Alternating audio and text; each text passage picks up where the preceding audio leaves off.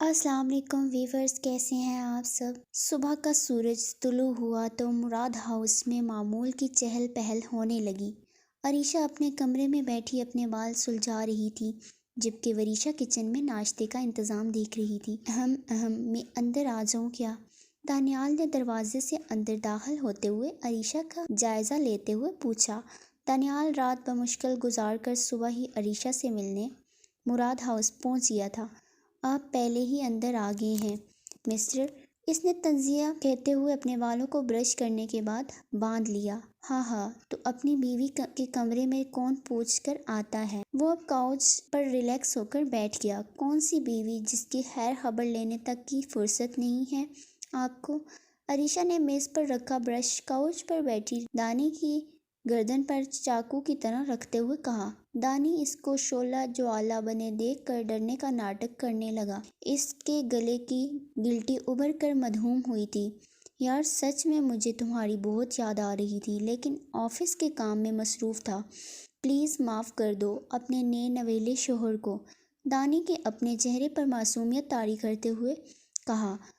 بھولے بندر عریشہ کو دیکھتے ہوئے بڑبڑاتے ہوئے پیچھے ہٹی۔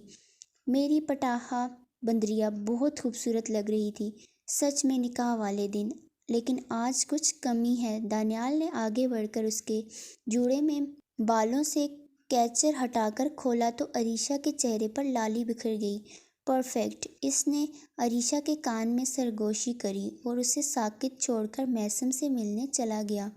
پیچھے کھڑی عریشہ نے اپنے چہرہ ہاتھوں میں چھپا لیا۔ چند مہینے بعد میثم جلدی تیار ہو جائیں، ہم لڑکی والے ہیں، ہمیں جلدی پہنچنا ہوتا ہے۔ انابیہ نے کب سے شیشے کے سامنے اسے کھڑے دیکھ بولا۔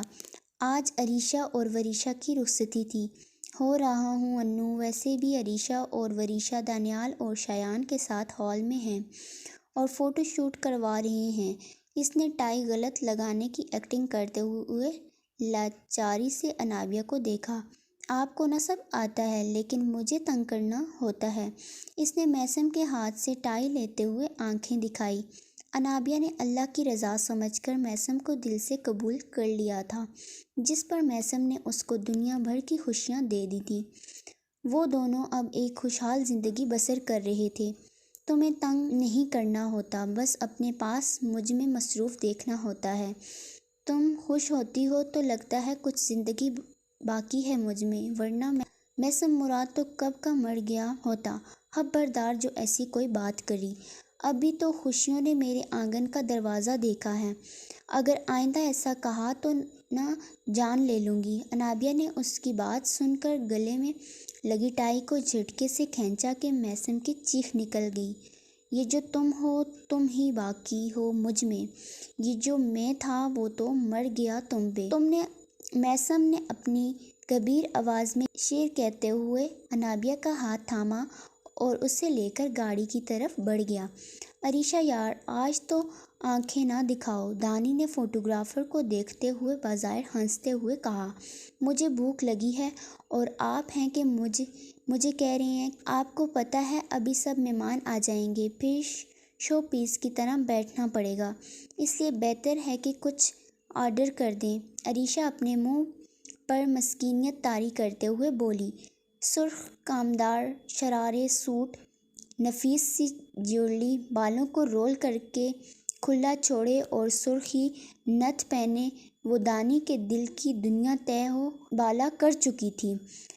دانیال عریشہ کی آواز سے ہوش میں آیا اور اپنی بھوکی دلہن کے کھانے کے لیے آرڈر کرنے لگا۔ ان سے کچھ ہی دور سیٹ کے پاس وریشہ شایان کے ساتھ کھڑی فوٹو شوٹ کروانے میں مگن تھی۔ شایان نے اپنا کہا سچ کر دکھایا تھا، وہ کچھ ہی ہفتوں میں اس کے گھر رشتہ لے کر آ گیا تھا، جس پر انابیہ اور میثم نے اس کی رضامندی جان کر رشتہ قبول کر لیا تھا۔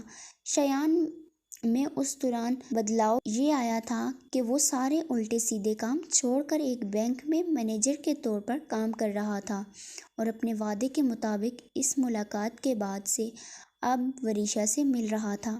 شایان کی پسند کی بیبی پنک لہنگا چولی کے ساتھ ہم رنگ دوپٹہ اور بالوں کو پشت پر کھلا چھوڑے وریشا گھبرائی سی تھی۔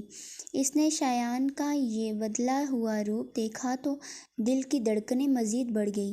کیا ہوا پری، کیوں گھبرا رہی ہیں؟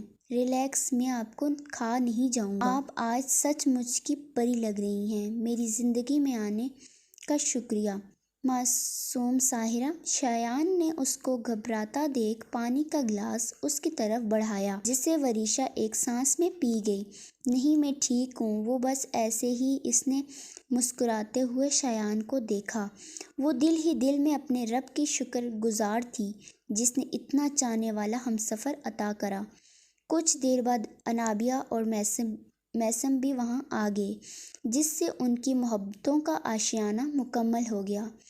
تو ویورز، آپ کو میری آج کی یہ ایپیسوڈ کیسی لگی، یہ آپ لوگ مجھے لازمی بتائیے گا، اور میری آئندہ آنے والی ایپیسوڈ کا انتظار کیجیے گا۔